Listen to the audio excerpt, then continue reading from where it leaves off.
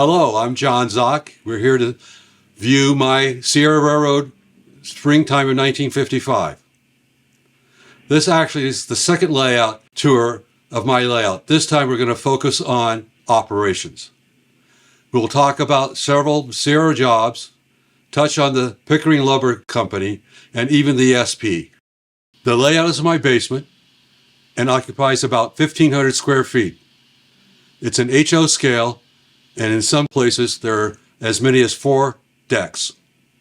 In addition to the Sierra Railroad, I also model the Pickering Lumber Company, the Westside Lumber Company, and the Hetch Hetchy Railroad, and the SP, and the Santa Fe. I started building the layout in 1992, and my goal was to have plenty of space between towns. And in some cases, there are 25 to 30 feet between one location or one town to the next. I've added industries in some places to increase operational interest.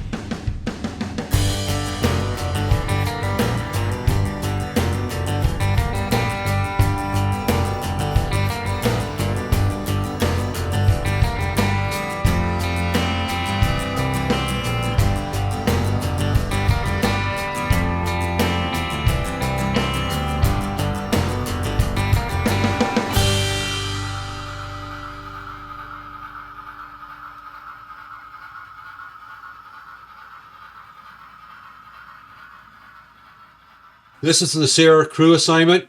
So we start with the yard jobs.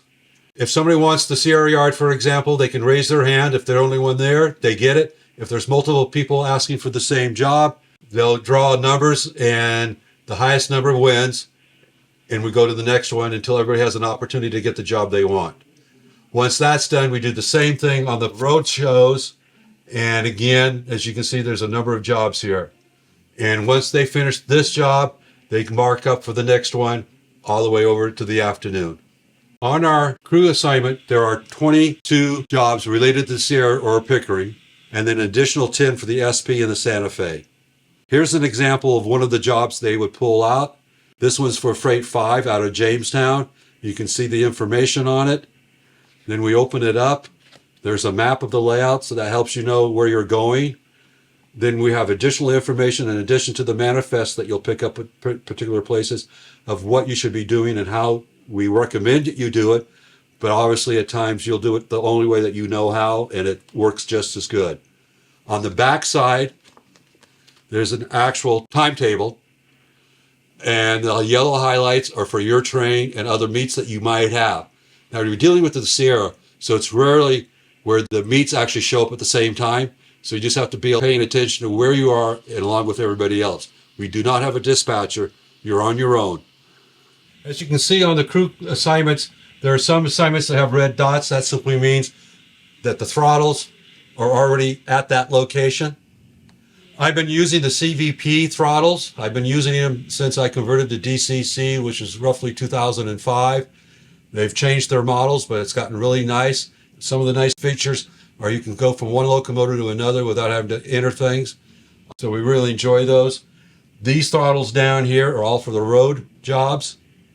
And as you pick up one, you can use it. And then when you get done, you're supposed to bring it back and pick up another one. You get ready to your next train. Our first job is going to be here in Jamestown. It's the center focus of the railroad. The depot and the freight house are full-scale models. The roundhouse was built by a friend, and it's basically the correct size. The Sierra 36, which is going to be running to Tuolumne. To get to Tuolumne, they have to back out of the freight yard, out on the main, so they can then head up the hill eastbound into Sonora. You'll notice at the roundhouse, we have all the stalls, just like the Sierra does today. The building for the speeders are there, and the car barn. All of those are there, still in use. And the turntable is still being handled. As cars come in and out, they have to sometimes turn them on the turntable. So all that equipment and all those buildings are still active at Railtown 1897, and that's where I got the idea to how to build all those out.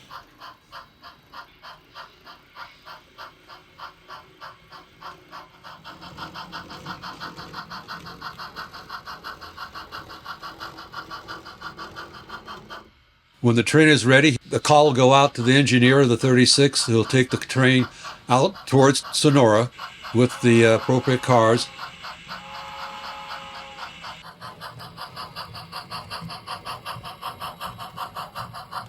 They will also make a stop in Sonora to add some additional cars to their way all the way up to Tuolumne.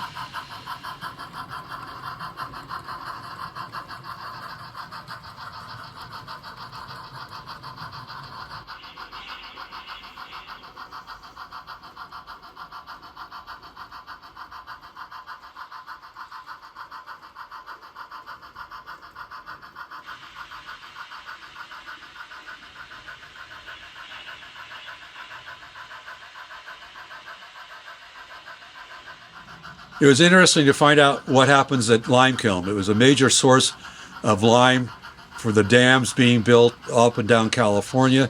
The amazing part that I found that by 1955 they were actually using covered hoppers, which I didn't realize they would, and that was a nice add some of the research that I did. The idea that I had for this layout was to make sure there was a lot of time and distance between different locations. I had some material about the length of the terrain historically and elevations, and using that and knowing that I can't build a physical layout of 56 miles on this layout, but I proportioned the distance between locations based on that historical data. Same goes with the grades up and down. Some cases I had to raise the grade a little bit steeper, and other places flatten it out to work through the different levels of the layout. As the train enters Sonora, it passed Standard Oil Depot. That's a model that was from a company that actually did that in Colorado. It's almost identical to the one they had in Colorado, so it works out really nice, and it shows a lot of detail. And that was there in Sonora in 1955. In Sonora, you'll see a lot of buildings. The big white one is a replica of, or close to, the old hospital that was there pre-55. We have a model that represents the Hells and Simons buildings. The other buildings were kind of filled in with the series of the freight house. Some other buildings, obviously it's not the 1947 depot because it burned in 47, and so it's just a stand-in just to have a depot there. One of my favorite buildings on the layout is the freight house in Sonora.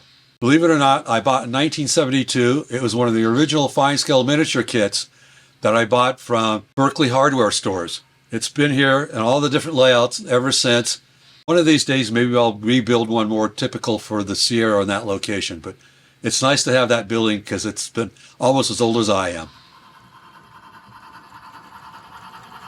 The crews handled their work timely. It's all done. They've added their 3 cars, and the train's now ready to run all the way up to Fassler.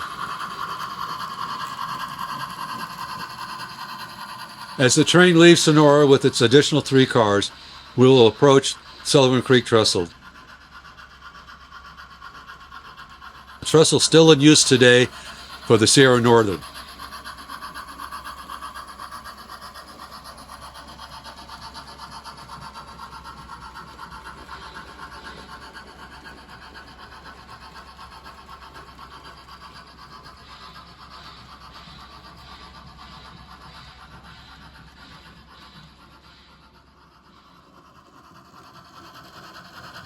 The train's now passing the box factory in Fassler. As it approaches the boilers and the mill,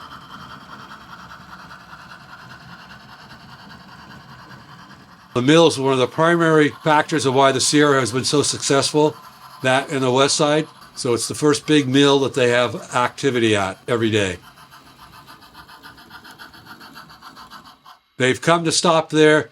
They have to cut off 3 cars to be spotted here in Fassler.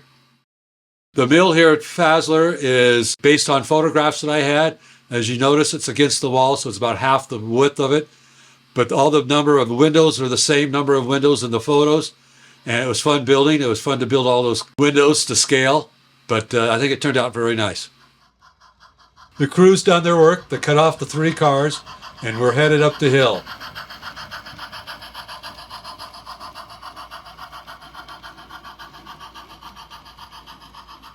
It runs past the Pickering engine house.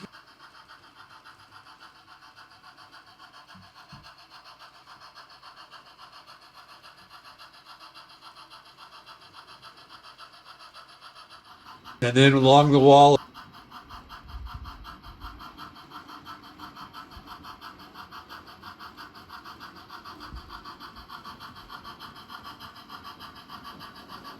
into the town of Standard. Standard was a company-owned Pickering town, several buildings there. We don't have any work there, and we'll talk about both the engine house and Standard in a later Pickering run.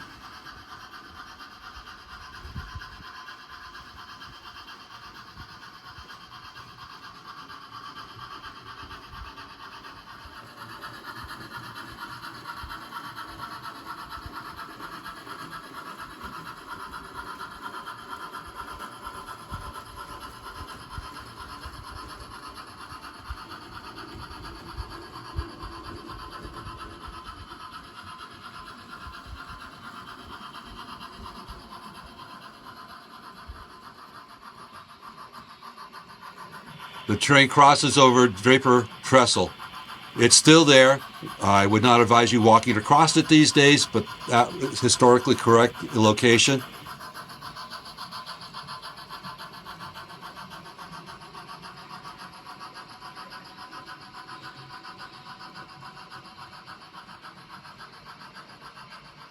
And as we further go towards Tuolumne, we cross over the spur at Black Oak, where they had a site where they could dump rocks and gravel for maintenance of their roads or the county roads.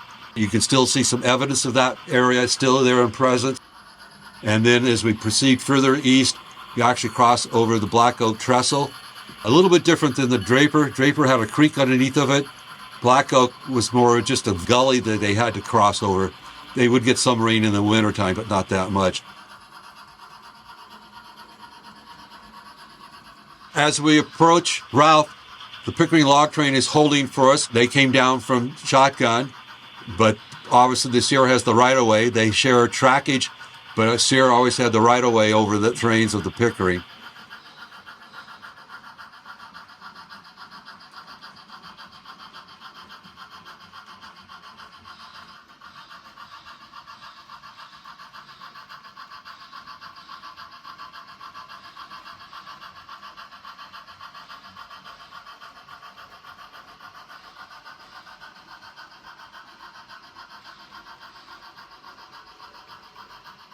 And now we're headed down towards Tuolumne.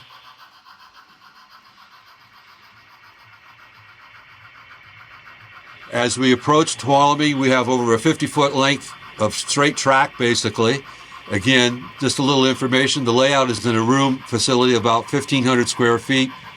And I get some callbacks, but that's bigger than my house. Well, it was designed and it's worked out. We like to have long stretches of track between one point and another. As we get closer and closer to Tuolumne itself, we cross over a siding where they used to hold out cars that will eventually get over to the mill areas.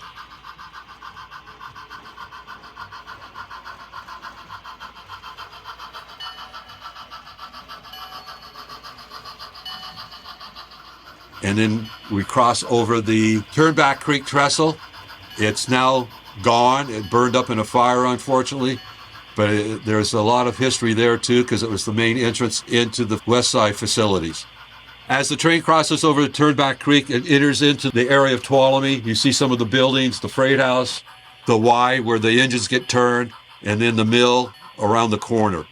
In the morning at Tuolumne, the Heisler number 2 comes out and does all the switching in preparation for the Freight 9 leaving.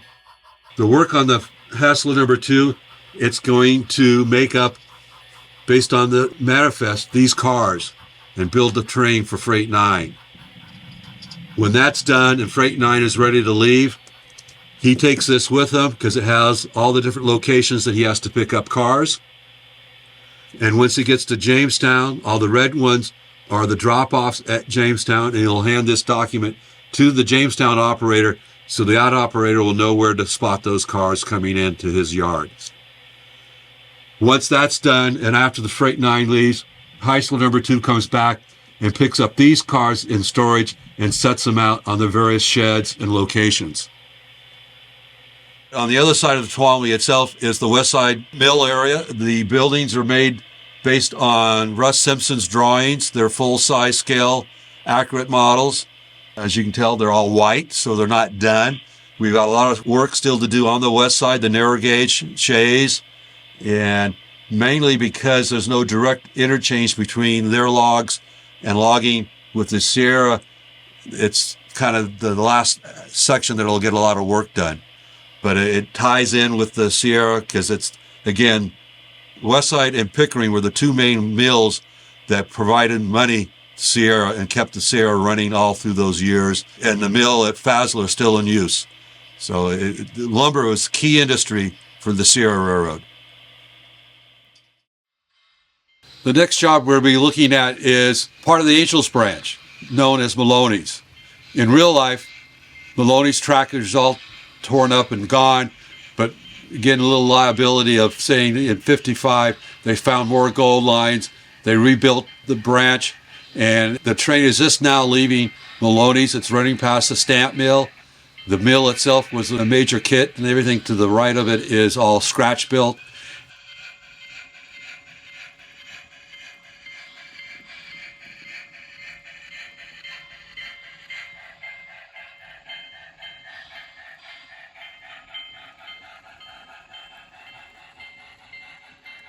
And as it disappears into the cut, we lose sight, and it's one of the few areas where it's hidden trackage, and it will now pop out at Jamestown.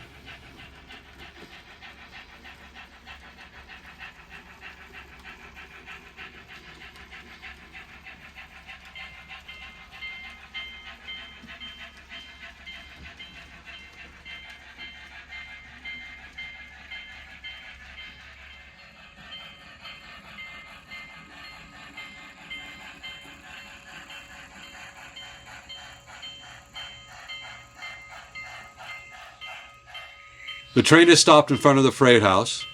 In an op session, the locomotive will be cut off from its train, run over, and get turned on the turntable, come back, and pick up a new set of cars to go back to Maloney's. Our next job will be at Jamestown, Freight 5 departing, and eventually ending up in Sierra Yard. It leaves Jamestown and will run towards Hatler's Rock. The reason it's running tender first, it was too big to turn on the turntable at Jamestown. It will run tender first all the way down to Cooperstown, where there's a Y, and it will get turned and head boiler first into Sierra Yard.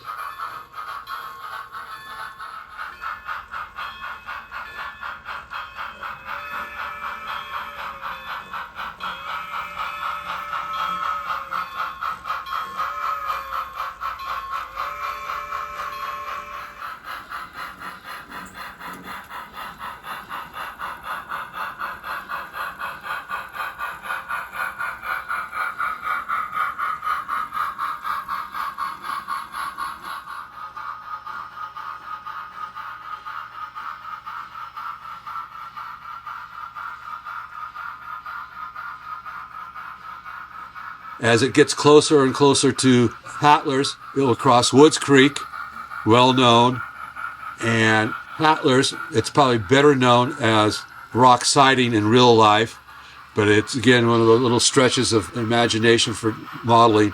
I like the building, so that's where it got put.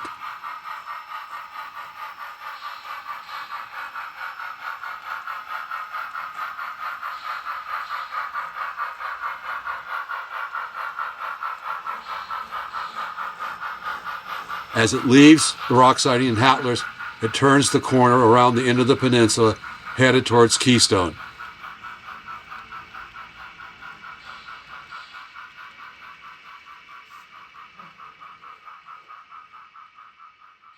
It runs along the back wall for another 50 feet, and it gives operators a lot of time to see their train running through scenic areas. Scenic is not completely done, but we're getting close. When it gets to Keystone, two major items is the cattle pen. They'll pick up cattle cars and drop off cattle cars. There's also a spot to where they get ties for the various places, and they'll go all the way up to Silk Creek. You might see some rock cars. The rock train will get the rock cars all the way up to Groveland to raise the dam on the Hetch Hetchy. Freight 5 has left Keystone on its way heading down to Cooperstown.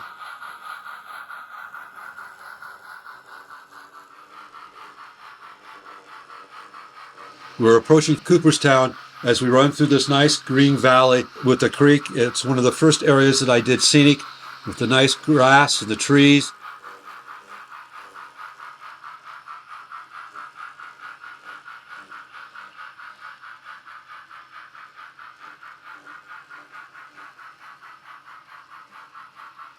Some of my favorite places. Then you have the little S-curve and you go over the little creek. So it's a highlight of my layout in the very beginning of doing scenery.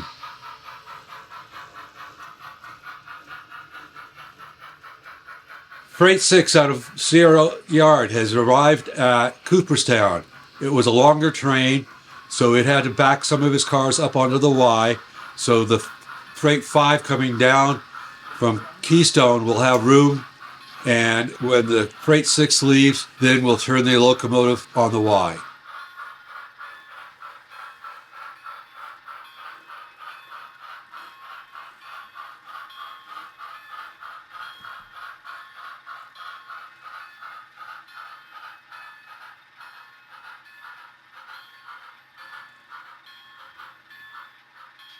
Now that Freight 5 is in the clear, Freight 6 is departing to go up the hill to Keystone.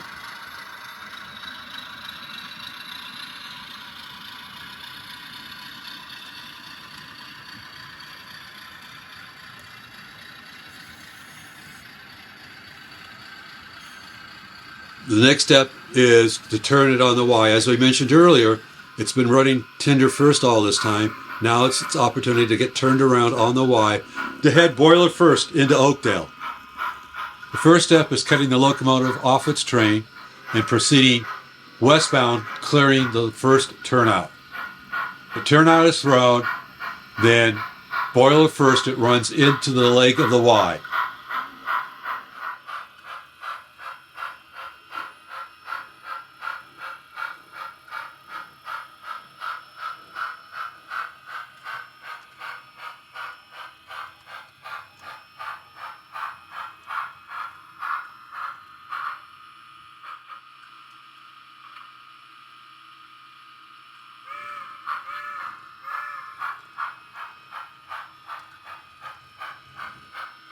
The train now is backing up off the tail, tender first.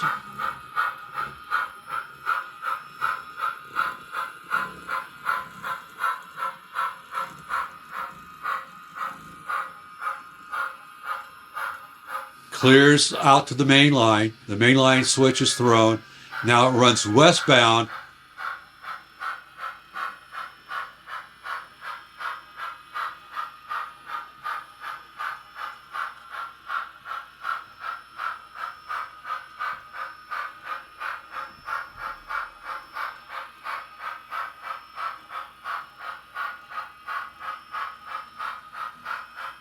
Out to the west end of the main line, so it could then back up into the cut of cars so it's ready to head to Oakdale.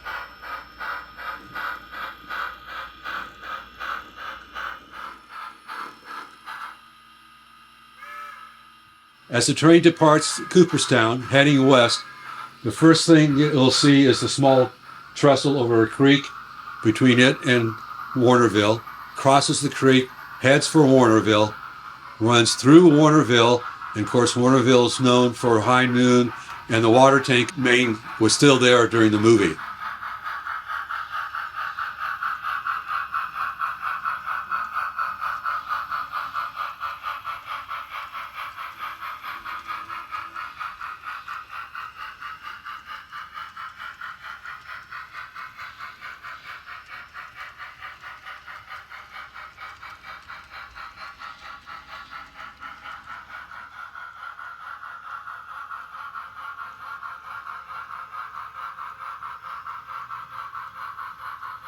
It runs through Paulsell and eventually ends up in the Sierra Yard in Oakdale.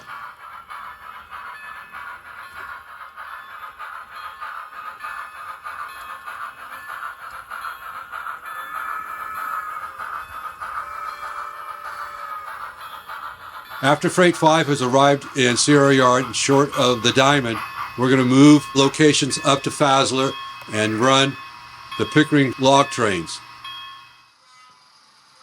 In Fassler and the Pickering Yard, We have the engine house that was scratch built, a car repair shop that was a modified kit, and a shop for tractors that's straight out kit.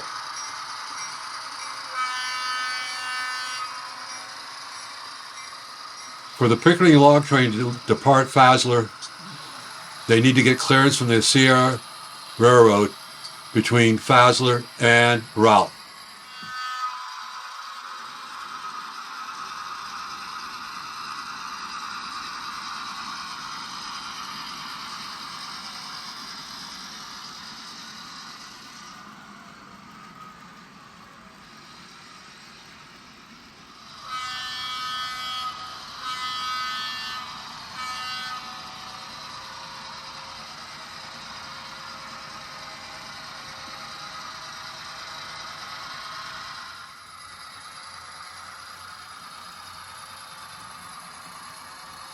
The train has arrived in Standard. The next step is to pick up the 8 empties on the foreground to complete their train before heading up the hill to Ralph.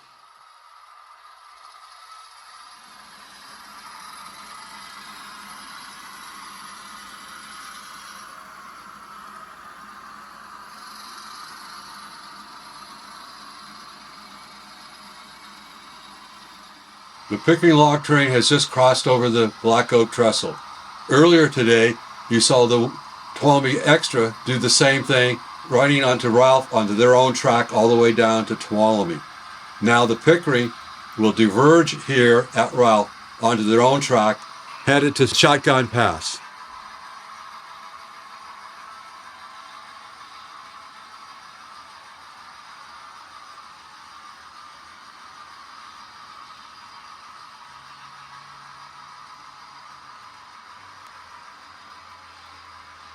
We're going to change now and go over to the other job of Pickering at Soap Creek. And as you run through Soap Creek, you'll see the water tower and some of the engine facilities, as Soap Creek was the end of the line for Pickering locomotives.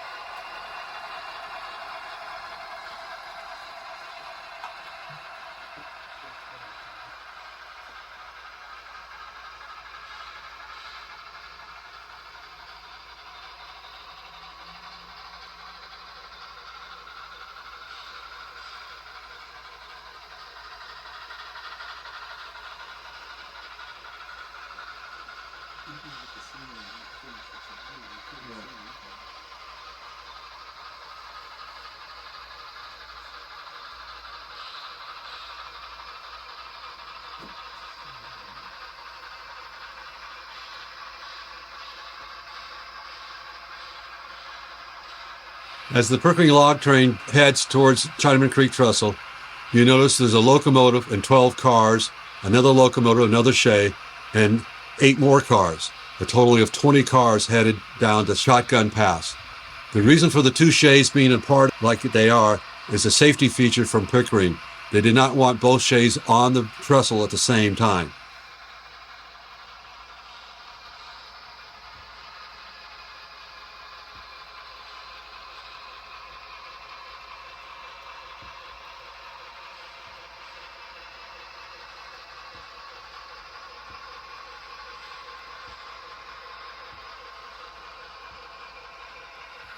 Now it's approaching Beardsley Flat Bridge.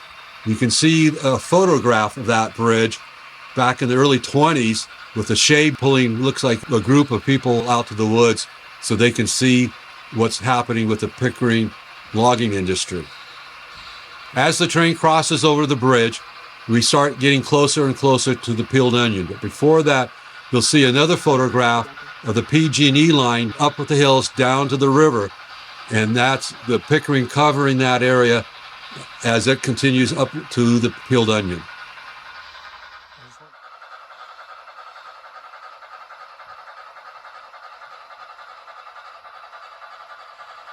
As we approached Peeled Onion, that name came by because basically the right-of-way is just blasted out of a standard solid granite wall, and they just called it the Peeled Onion. Back in the 20s, it was a very expensive operation, but allowed them to get access to areas of their logging industries. You can walk across the Peeled Onion now to the other side of the Stanislaus River, or walk down towards Shotgun, and past the Peeled Onion, you can actually see 2 donkey engines off in the woods that if you know where to look, you'll see them.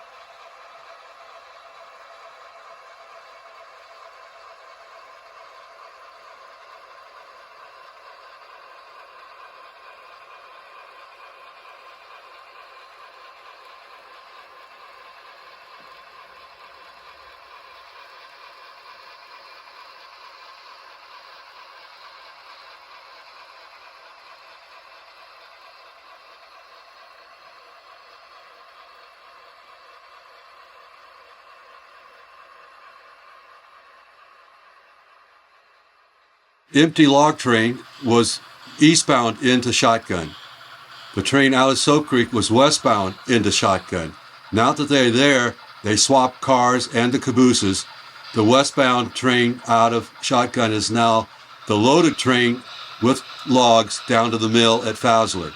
The empties are now on the eastbound train headed back to Soap Creek to get reloaded with another set of logs.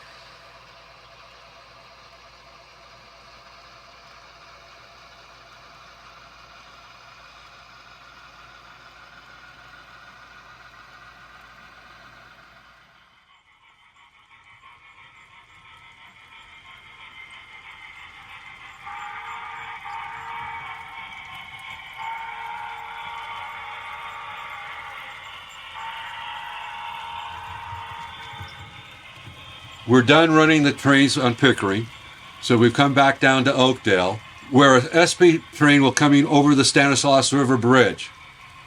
Now I'll explain the role of the SP trains in Oakdale.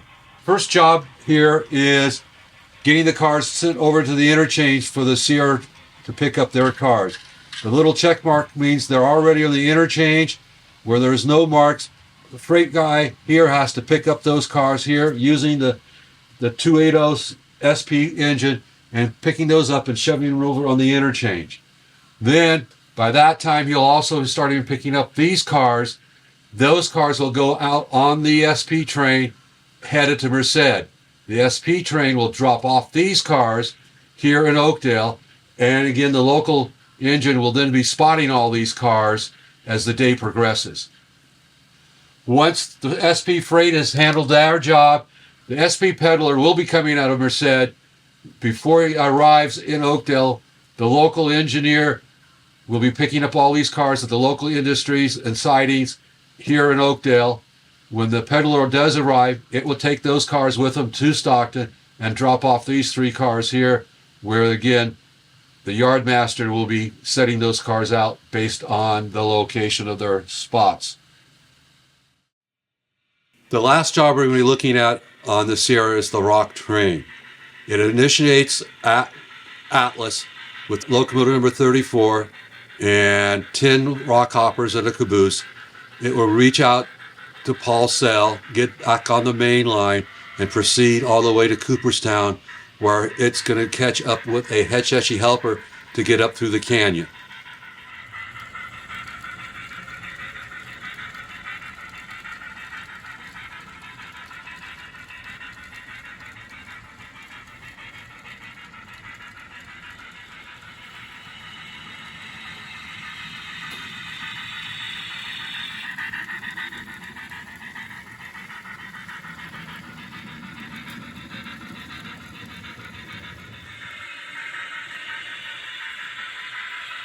The rock train is approaching Cooperstown. The Hetch Hetchy helper is sitting there on the east leg of the Wye, waiting for us to arrive.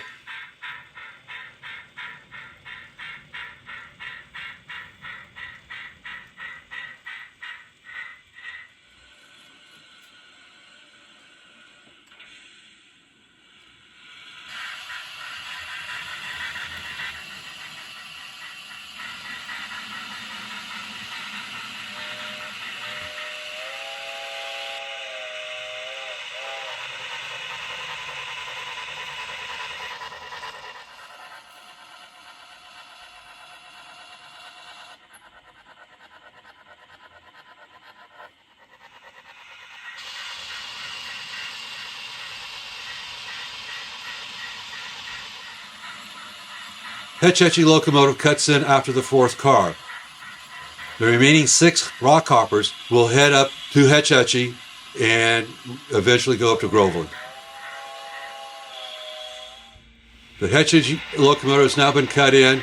You've got the Sierra Locomotive 34 with 4 cars, Hetch Hetchy engine, and the remaining 6 cars, and they're now departing Cooperstown, headed to Hetch Hetchy Junction.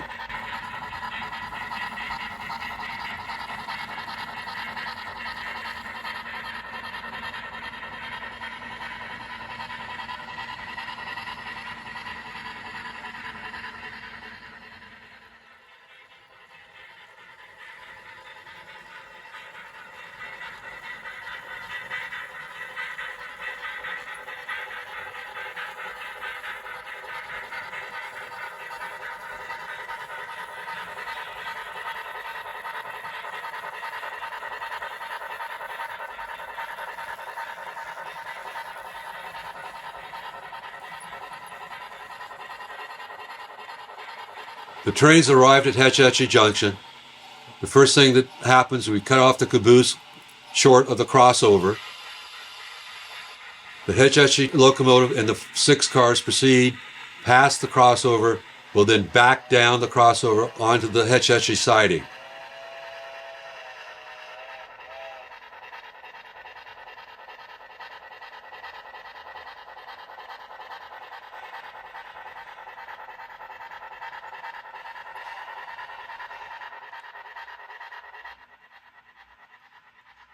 So once the turnouts are realigned to the main, the Sierra number 34 will back down to get its caboose.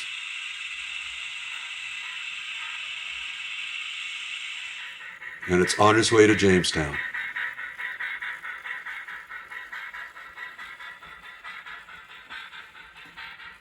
Well, I had a great time showing this layout to everybody. It's been fun building the layout. I've gotten a lot of input from people. Some had great ideas, some, well, maybe not so good, but I still listened and paid attention to what they were saying, and in the long run, it all worked out. And I always like to tell people, hey, I just have this small layout in my basement. It's only 1,500 square feet, and most of them don't realize what that really means. So I always encourage people to come by or stop by, but if you really want to see the layout, I would encourage you to reach out to John at Patreon, and he'll give you the information needed to come and see me. Thank you for watching.